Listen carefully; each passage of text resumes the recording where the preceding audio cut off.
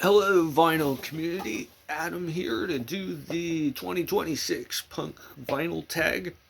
Brought to you by Tommy at Tommy Vinyl Knot, who came up with 20 questions for this tag. First question is the last punk record you bought in 2025. I bought a copy of Kraut's Unemployed on Cleopatra Records reissue to finish off my Kraut collection. And then question number two, the first punk record you listened to get your year in the right direction. I don't know about any of you with New Year's, but I plan on drinking and having fun and not sitting around flipping and changing records all night.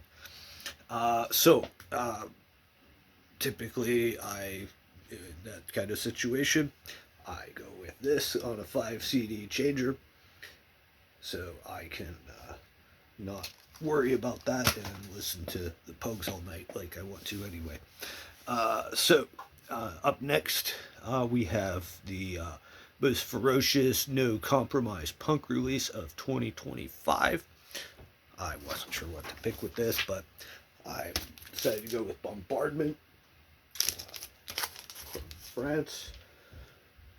Definitely, if you like anti-Cemex, Discharge, that sort of thing, with an extra kick to it, definitely worth a listen. And then up next, this was my runner-up for that question. The dirtiest, meanest, drunkest, or just another record find of 2025. I'm going to go with Subversive Right, Apocalypse Zone. Great record. Kind of a cross between Sacrilege and Verukers from New York. And next we have question number 5. Show a punk record straight out of 1986. That's gonna go to Russian Meat Squats from Pennsylvania. Let's Hang Out. It's a great record. They even do their own little take on the first song off the Stalin Stop the Jap album. They kind of do their own rendition of that song with their own lyrics, which I thought was definitely pretty good effort. And then number 6, we have show a proto-punk or post-punk record. I've got Sad Lovers and Giants, Epic Garden Music for, I guess it would be a post-punk record. Anyway, from England, or the UK, or whatever you want to call it. Then we have show the 26th punk record on your shelf. I went through the A's of my 45s and came out with Adrenaline OD, Let's Barbecue on Buy Our Records. And, I think they wrote some hidden messages on the inside here, yeah. So, okay, don't chew on it. Don't know what that means, but it's one of their special messages that they wrote inside most of the covers of the first pressings of those. I know the Meatmen did stuff like that too. Then we have next show a punk LP or EP with exactly 5 songs. Here's one out of, I think they're from San Diego. The Autistics, the Turn Up the Volts. It's got 5 songs on it. What a Way to Go, Turn Up the Volts, Get a Job, Dr. Nick in 15 Minutes.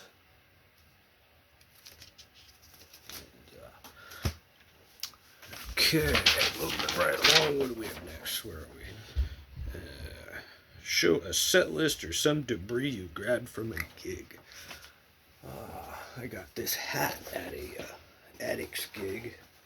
It's just a cheap, flimsy bowler hat that Monkey threw off stage. And I think this is the ticket stub where I got that hat from 2005. Then I've got I always pick up some cards whenever I see them as mementos. Never been able to find the ace of spades or any jokers, but I always at least pick up one. But moving along, we got show a lathe cut or a flexi disc from Japan. We got a band called the Swankies. Rock and roll history, fuck off. Flexi discs. And then got show support for your local punk scene. I don't think I have a local punk scene where I live. I live in the middle of fucking nowhere. But last punk scene I was really a part of was in Seattle area. So actually a friend of mine just gave me a copy of this recently. Friend's band. Hated Noise. Also has the Chris, the singer of Neighborhood Watch from LA or Venice. It's also the singer on there. That's the Hated Crew version. And then we have number 12, show a bootleg punk record. Here's bootleg Crucifix's first 12-inch capitulation.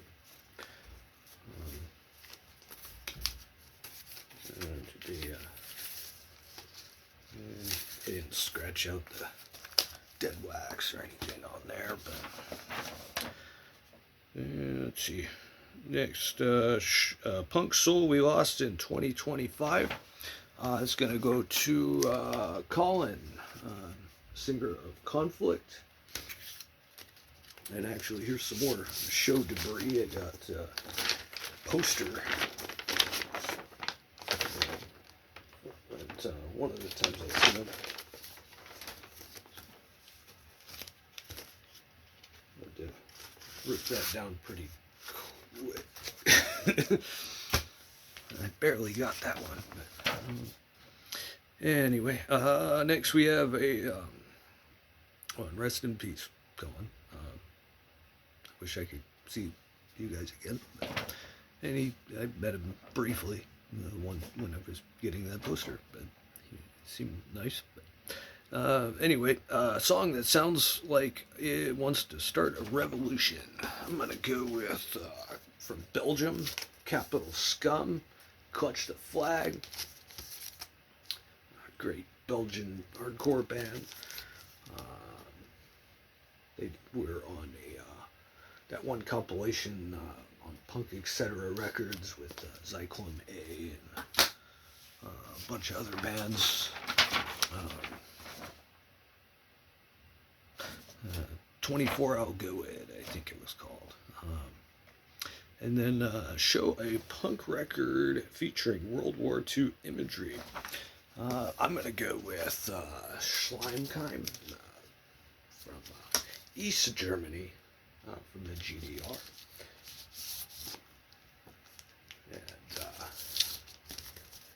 And with their imagery of Hitler, calling him swine. Filthy swine, I think, is what the title translates to in German. Anyway, punk record cover stuffed with every cliche. I was gonna give this to Chronic Sick. Nothing wrong with the record. Love this record. It's a great record. But I mean, you have metal fingers. You got spiky bracelets. What else we got here? swastikas on their foreheads, songs about Reagan. I mean, there's just a lot of cliches about that one. They have chains and safety pins, and so yeah. Anyway, great fucking record. This one's on Mother Records out of New Jersey. I think it was 1983. Yeah, that's right. Then we have. So that was question 16. Moving along to question 17.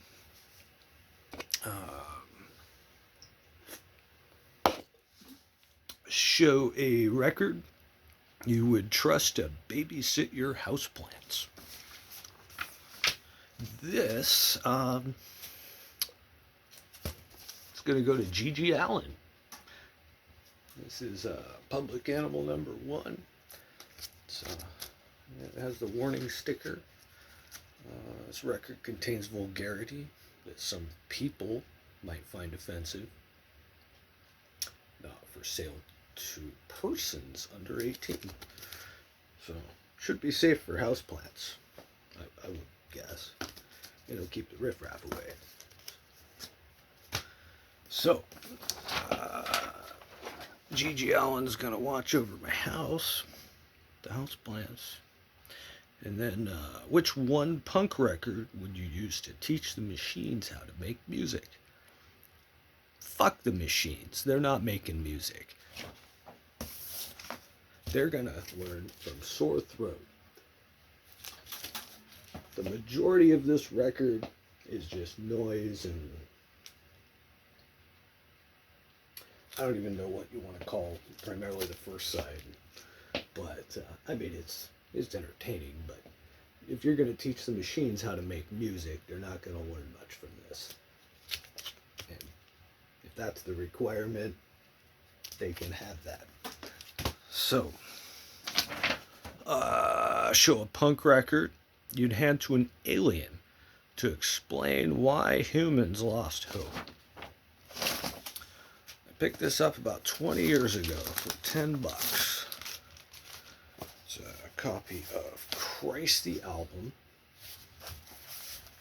And it has Christ the Album in it. It also has sleeveless copies of pretty much every Crash record, including the booklet. So they would get, they're gonna get Christ the Album. What's this one? Feeding of the 5,000.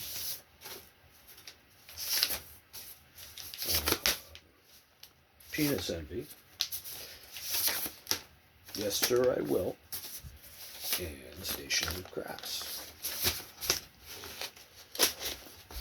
And they can learn what they want from that. Now, if you started a DIY punk label, what would its name be? I tried that once. I did a random bootleg label. I released a bootleg. So I went in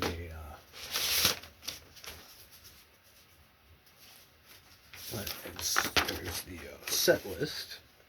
I went to some of the farts. This was in '99 on their reunion Show Me the Greenbacks tour.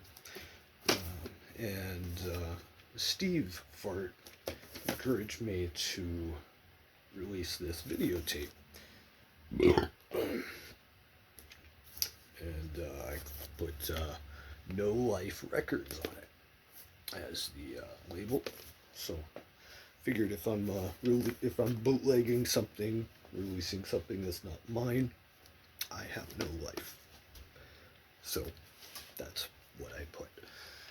Anyway, I did steal this photo from this Radish CD, and actually I think one or two of the songs got bootlegged from that tape onto this DVD on Northwest Punk Rock, 30-year punk rock, whatever thing, retrospective. Anyway, I made about This is copy 21. I made 20 copies of these. 10 copies I traded and sold and gave away, and anything I made, I went and made 10 more copies, and then I sent a bunch of those to the band. So it wasn't an entire bootleg. Anyway, that's Punk Tag 2026.